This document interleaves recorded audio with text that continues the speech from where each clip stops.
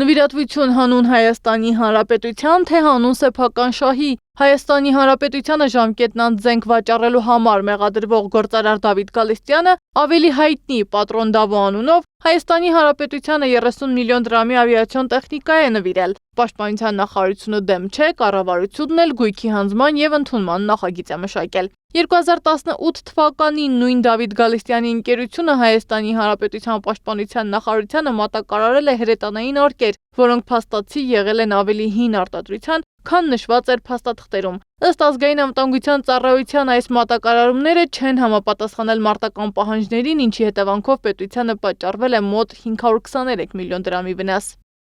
Ընդհանրապես այն քրեական գործերը, որոնք վերաբերվում են անվտանգությանը, որոնք նաև ռազմավարական նշանակություն ունեն Հայաստանի համար, պետք է բավականին ուշադիր եւ հետեւողական լինել եւ չպետք է սա դիտարկել ուղղակի որպես մի անձ, որի նկատմամբ կա քրեական գործ, որը ինչ որ չարաշահումներ է անել, հայտնի է, որ այդ մեղադրանքը վերաբերվում է ոչ սարքին խնդրահարույց ռազմական տեխնիկայի մատուցմանը։ Պետությանը 523 միլիոն դրամի վնաս հասցրած գործարարը կալանքից ազատվել է 40 միլիոն դրամ գրավի դիմաց։ Հիմա էլ կառավարությունը ընդունել է 30 միլիոն դրամ նվիրատվությունը։ Հատկանշական է, որ այս պահին շարունակվում է քրեական վարույթը։ Իսկ Գալստյանի նվիրատվությունը կարող է արդյոք ընկալվել որպես մեղմացուցիչ հանգամանք։ Հետագայում բաժի նշանակման համար մեղմացուցիչ հանգամանք դիտարկել։ Այդ մարդը այդ վարկայությունը դրսևորել։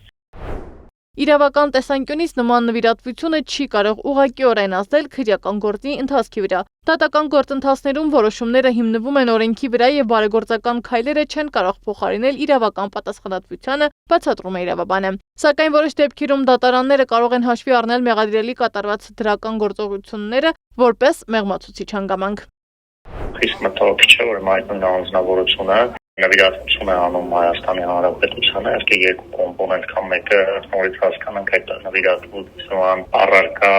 ռազմական տեխնիկան ինչ բնութագրիչներ ունի եւ կարող է ցուցակել մի օր խնդիրներ առաջանա օգտագործման ժամանակ եւ այո քրեական գործերով անցնող անձանց կողմից պետությանը կատարվող նվիրատվությունները բավականին մտահոգիչ են։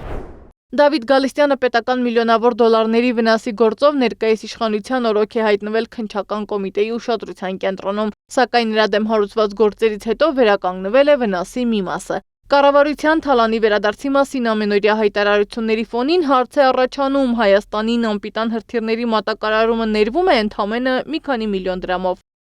Թալանի վերադարձի այդ սերիալը արդեն այդ որ ամեն օր կամ Facebook-ում կամ կառավարության միտների ժամանակ լսում ենք արդեն օգնեցել է հասարակությանը նախ թալան վերադարձով կես բաղան բացառապես իրավապահմանները առանց որևէ քաղաքական կոմպոնենտի եւ դա Նիկոլ Փաշինյանի եւ այլ պաշտոնյաների զբաղմունք չպետք է հանդիսանա։